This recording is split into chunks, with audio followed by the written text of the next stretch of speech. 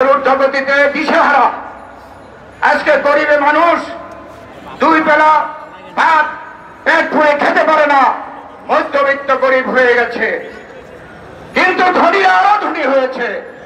এই বাংলাদেশে একমাত্র যে অর্থনৈতিক বৈষম্য ধনী এবং গরিবের মধ্যে পৃথিবীর মধ্যে সবচেয়ে বেশি, এবং সেটা গত 12 বছরে সংঘটিত হয়েছে। তাই আমরা দেখেছি এদেশের জনগণ আমাদের বিভাগীয় যে গণসমাবেশ হয়েছে, গণমিছিল হয়েছে, গণ অবস্থান হয়েছে, আপনারা দেখেছেন এদেশের সাধারণ মানুষ লাখো লাখো মানুষ স্বতঃস্ফূর্তভাবে অংশগ্রহণ করেছে। তাদের একটি আওয়াজ, এই আওয়ামী লীগ যারা গণতন্ত্র হত্যা করেছে, ভোট কেড়ে নিয়েছে, তারা ভোটের অধিকার ফিরে দিতে পারবে না, গণতন্ত্র পুনরুদ্ধার করতে পারবে না। যারা অর্থনীতিকে ধ্বংস করেছে, তারা অর্থনীতি মেরামত করতে পারবে না। এবং এই দেশে আইনি যে বিচার ব্যবস্থাকে ধ্বংস করেছে, তারা এই দেশের স্বাধীন বিচার ব্যবস্থা করতে পারবে না।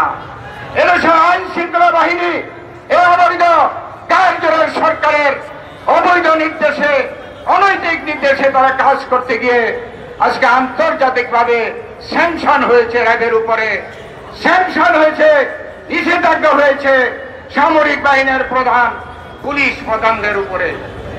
তাই আজকে দেশের মানুষের আওয়াজ, এই সরকারকে বিদায় করতে হবে। সেই জন্য আমাদের দল থেকে 10 দফার কর্মসূচি দেওয়া হয়েছে। এই দফা মাধ্যমে একটি কথা, এই সরকারকে বিদায় করা।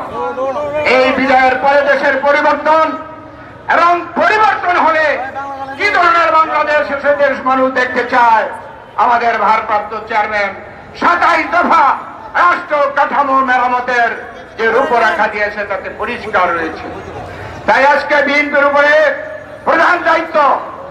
এই আওয়ামী লীগ আর গণতন্ত্র একসাথে যায় না।